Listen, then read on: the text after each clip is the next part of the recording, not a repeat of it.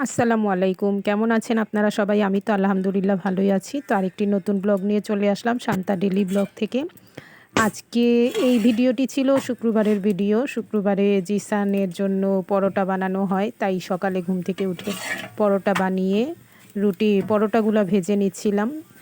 আর আমার চ্যানেলটি যদি ভালো লেগে থাকে, ভিডিওটি যদি ভালো লেগে থাকে, একটি লাইক দিয়ে অবশ্যই দেখে নিবেন। স্কিপ না করে সম্পূর্ণ ভিডিওটি দেখবেন, আমার সাথে থাকবেন, পাশে থাকবেন। আর যদি চ্যানেলটি ভালো লেগে থাকে তাহলে অবশ্যই সাবস্ক্রাইব করে দিবেন, লাইক, কমেন্ট, শেয়ার করবেন। তো এইখানে পরোটাগুলা ভেজে নিচ্ছি। জিসানের জন্য পরোটা ভাজার পর আবার রুটিও ভেজে নিব। তেল ছাড়া রুটি বানিয়েছিলাম। এটা আমাদের জন্যতে জিসানের আব্বু, আমি আর জিসানের দাদু খাবো। তো এখানে আছে টোস্ট বিস্কিট আর এইখানে আছে নিমকি। এখন এগুলো আমি রাখবো বক্সে বক্সে। এই যে নিমকিগুলা দুধ চা দিয়ে খেতে ভালোই লাগে, কিন্তু আমার পছন্দ বেশি বাকরখানি। কিন্তু বাকরখানি ঢাকায় না গেলে তো আর আনতে পারছি না, এই জন্য নিমকি দিয়েই চাটা খাই, দুধ চাটা খাই। এখানে আছে নিমকি আর এই যে এখানে আছে টোস্ট বিস্কিট। এই বিস্কিটগুলোও মজা, রং চা দিয়ে ভালো লাগে খেতে। তো এখন এগুলো আমি কন্টেনারে, আর এই যে বিস্কিটের ডিবার মধ্যে কিছু বিস্কিটের ঝুরা ছিল, সেগুলা খালি করে নিলাম। খালি করে প্যাকেটের বিস্কিটগুলো এটার মধ্যে ঢেলে নিচ্ছিলাম আর ছেলের সাথে কথা বলছিলাম। এই যে এই বিস্কিটগুলো দেখতে পাচ্ছেন, এইগুলা তেমন একটা ভালো ছিল না, আগের বিস্কিটগুলো ভালো ছিল। আর এই তো ছেলের জন্য নাস্তা নিয়ে আসলাম। আর আমি চা নিয়েছিলাম সাথে, রুটির সাথে চা। আর ছেলের জন্য বুটের ডালের তরকারি ছিল, বুটের ডালের ভাজি। আর আমার গতকালকে রাতের যে তরকারি ছিল, এই হচ্ছে সেই তরকারি রুটি দিয়ে খাওয়ার জন্য নিয়েছি। আর সকাল সকাল 1 কাপ দুধ চা তো আমার লাগবেই, সেটা তো আর বলার অপেক্ষা রাখে না। দুধ চা দিয়েই আমি চাই আমার সকালটা শুরু করতে। জানি এটা স্বাস্থ্যকর না, তারপরও কী করব বলেন। আর আর নাস্তা খাওয়ার পর তেমন একটা ভিডিও আর করা হয়নি। এখানে পোলাও চালগুলা ভালো করে ভেজে নিয়েছিলাম। ভেজে নিয়ে রাইস কুকারে গরম পানিতে দিয়ে দিয়েছি। রাইস কুকারে পোলাওটা রান্না হবে। আর শব্দ শুনতে পাচ্ছেন অবশ্যই, বৃষ্টির শব্দ হচ্ছে। সারাদিন বৃষ্টি বৃষ্টি আর বৃষ্টি আজকে। আর এই তো এইখানে কাঁঠালের বিচি দিয়ে শীতল দিয়ে ভর্তা করা হবে। আর এইখানে মুরগির মাংস রান্না হচ্ছে। পোলাওর সাথে কিন্তু ভর্তা, শুটকির ভর্তা খেতে খুবই ভালো লাগে। আর বৃষ্টির জন্য কী আর বলবো, একদম নাজেহাল অবস্থা। আজকে যে ভয়েস দিচ্ছি, শুক্রবার থেকে যে বৃষ্টি শুরু হয়েছে, এখন পর্যন্ত বৃষ্টিই হচ্ছে। আর রাইস কুকারে কিন্তু পোলাওটা খুবই ঝরঝরা হয়, খুব অল্প সময়ে পোলাওটা হয়ে যায়, তেমন একটা ঝামেলা পোহাতে হয় না। মানে তেল না, সরি, পানির পরিমাণটা একদম পারফেক্ট ছিল। পোলাওটা একদম ঝরঝরা হয়েছে। আর শুক্রবার মানে তো ছেলের জন্য অবশ্যই পোলাও মাংস। আর এই তো বৃষ্টি কমার পর ছাদে চলে আসছিলাম।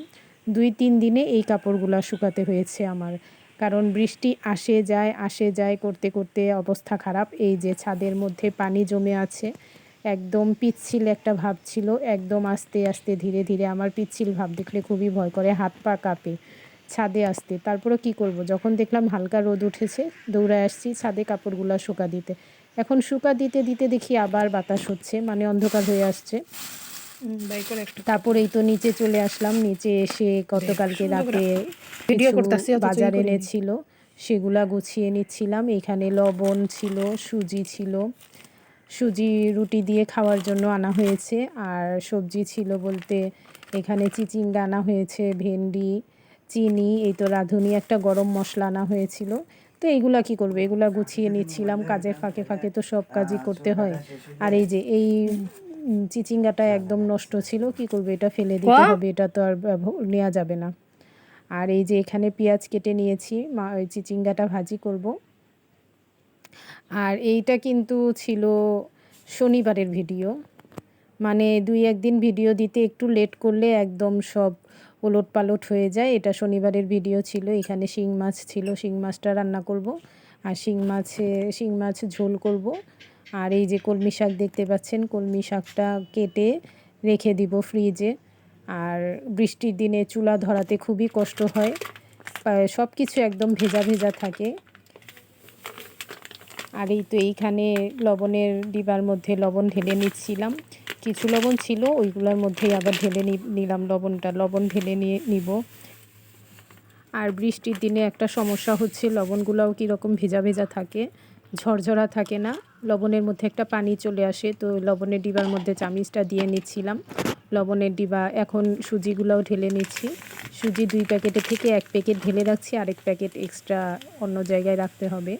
একসাথে 2 প্যাকেট রাখলে দেখা যায় কি পাকঘরে ইঁদুর আসে, অনেক সময় ইঁদুর এই ডিবাগুলা ছিদ্র করে ফেলে, কেটে ফেলে। এই জন্য বেশি কিছু একসাথে রাখা যায় না, কারণ তাহলে নষ্ট হয়ে যেতে পারে।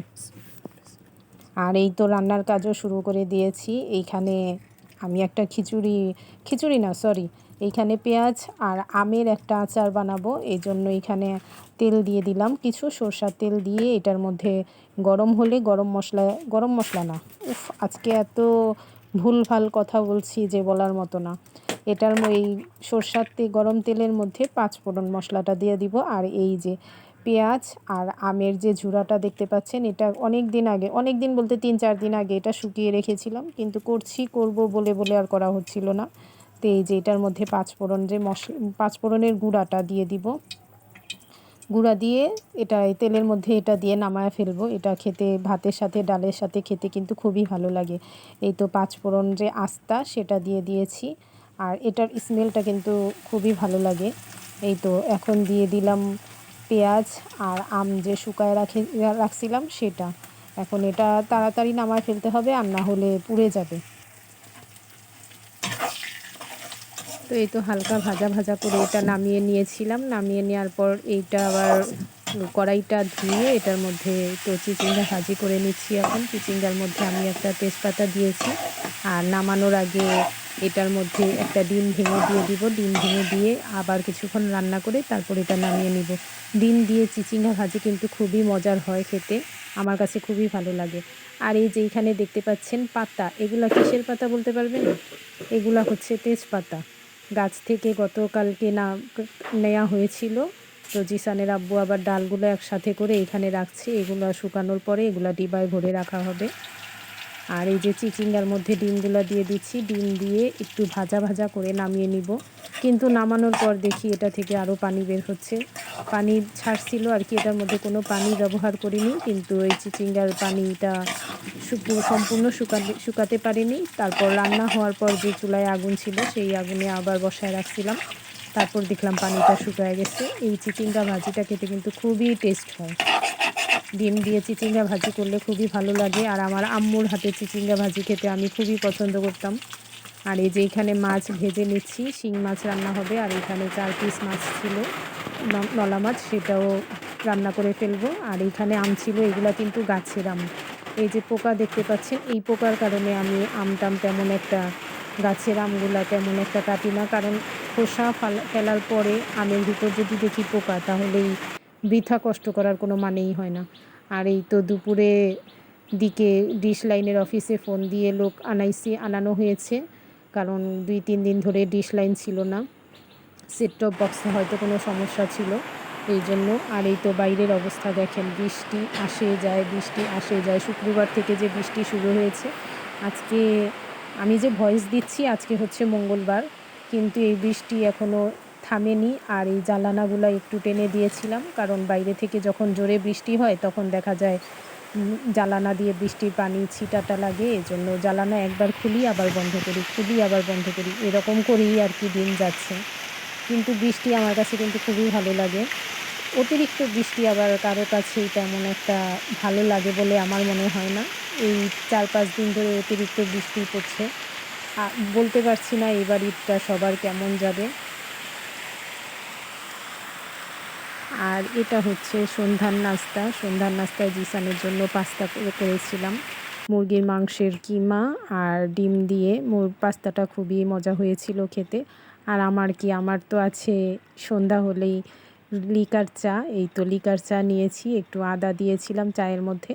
আর এই তো সন্ধ্যার নাস্তা শেষ করে দুপুরের দিকে যে বাজার এনেছিল, সবজি টবজি এনেছিল, এগুলো আর বের করা হয়নি। তো এখন এগুলো বের করে নিব। এখানে দেখতে পাচ্ছেন লতি এনেছিল, আর এইখানে ছিল কিছু বেগুন, বেগুন দিয়ে বলেছিলাম যে মাছ দিয়ে খেতে, পাঙ্গাস মাছ দিয়ে খেতে ভালো লেগে। আর লতির সাথে খাওয়ার জন্য এনেছিল শুটকি, এই যে এটা দেখতে পাচ্ছেন এটার মধ্যে শুটকি ছিল। আর এইখানে ছিল লেবু, আর এই লেবুর ঘ্রাণটা কিন্তু খুবই সুন্দর হয়। লেবু আনা হয়েছে, তারপর করলা আনা হয়েছিল। তো এই তো টুকিটাকি সবজি বাজার ছিল এইটা। সবজি আমি সব রকম সবজিই খাই, শুধুমাত্র করলাটা বাদে। কারণ তিতা আমার কাছে খুবই জঘন্য লাগে। জানি স্বাস্থ্যের জন্য ভালো, তারপরেও জঘন্য লাগে। আর এই তো সবজি-টবজি গোছানোর পরে রাতেই লতিগুলা কেটে রাখছিলাম, কারণ সকালে উঠে কাটা, বাছা, ধোয়া সব একবারে করতে করতে অনেক লেট হয়ে যাবে। আর এই যে হাত দেখাচ্ছিলাম ছেলেকে যে দেখো লতি কেটে হাতের কী অবস্থা হয়েছে, একদম কালো হয়ে গেছে। তো আজকের ভিডিওটি এখানেই শেষ করছি। আল্লাহ হাফেজ।